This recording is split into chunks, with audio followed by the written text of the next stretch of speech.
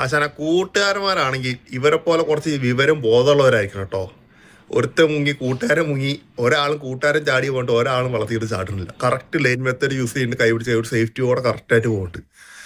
തിരുമാല ഇങ്ങോട്ട് വരുമ്പോൾ തിരിച്ചു പോകാൻ ഉള്ളി കൊണ്ടുപോകാണ്. നീന്താൻ അറിയാം അവന്, അപ്പം നീന്താൻ അറിയില്ല, അതുകൊണ്ടാണ് ഇത്രയും വെള്ളത്തിൽ പിടിച്ചിട്ടുണ്ട് കേട്ടോ. അത് വേറെ കാര്യം.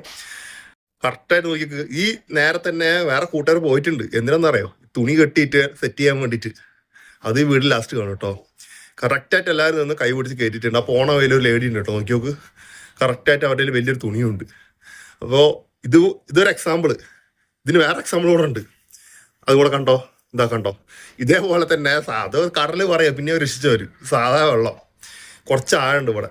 ഓക്കെ, ഒരുത്തൻ ചാടി അതേ ആളുള്ള സ്ഥലത്ത് തന്നെയാണ് തമിഴ്നാട്ടിൽ തെക്കന്മാരട്ടോ. കറക്റ്റ് 5 പോയി. രണ്ട് നമ്മൾ വ്യത്യാസം കണ്ടോ. വിവരം ബോധവും ഇല്ലാത്ത ടീമാണ് ഈ ഫോട്ടോയിൽ കാണുന്നത് കേട്ടോ. ഏതെങ്കിലും ഒരുത്ത ഷർട്ട് കോരി, എല്ലാവരും ഷർട്ട് കോരി കെട്ടി കൊടുത്തിട്ടുണ്ട് ആവശ്യമുള്ളൂ.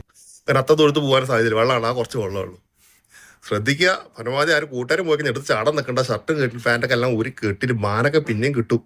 കിട്ടുക രക്ഷിക്കുക. നീന്താ അറിയാത്ത നിങ്ങൾ രക്ഷിക്കാൻ പോയി നിങ്ങൾ ചാവുന്നുള്ള ഗ്യാരണ്ടി 101% ഞാൻ തരും കേട്ടോ. അത് ഉറപ്പിച്ചോ.